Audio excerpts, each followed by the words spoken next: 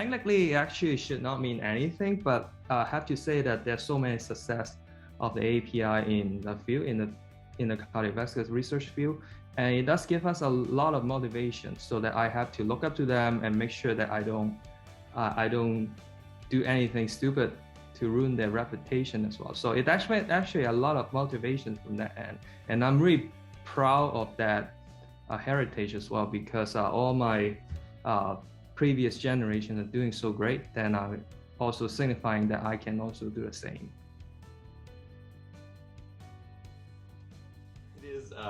That is undoubtedly my mother.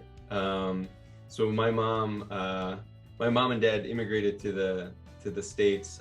They settled in Brooklyn, New York, back in 1983. They moved here from South Korea, and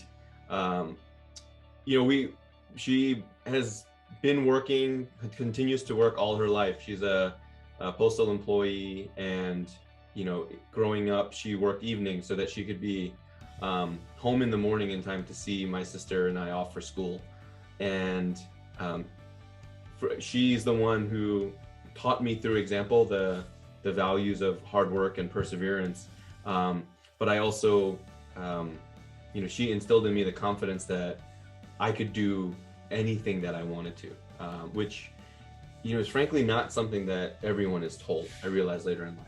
And so I think it's a really empowering thing to be told that you don't have those limits, because I think many of us, or many people, encounter those limitations and obstacles rather frequently. And so to have someone in your corner who's always telling you to kind of push harder and that these obstacles can be overcome, I don't think it can be overstated how important that is. So I am mostly or partially a researcher, and the kind of work I do is in larger data sets, big data, artificial intelligence. And one important aspect of that is it's heavily in the computer science field. And computer science, like cardiology, and I don't know, maybe more so, has been dominated by white men, non-minority populations.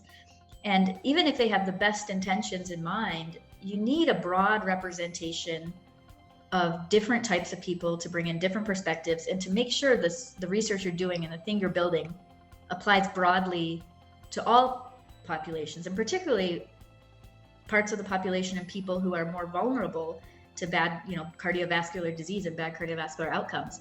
So I really try to bring that to my research work and remind people to think about who we're really serving as researchers and healthcare professionals and cardiologists, and be a voice in that sort of, it's evolving into a more broad range of experts and different types of people, but really be a voice to remind people, no, we have to represent the people we are going to serve here. And that's where I kind of think about it a lot in terms of what I can contribute to health equity and the field advancing.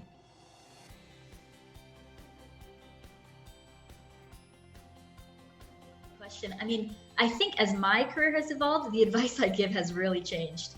And today, I would say, don't be afraid to think big.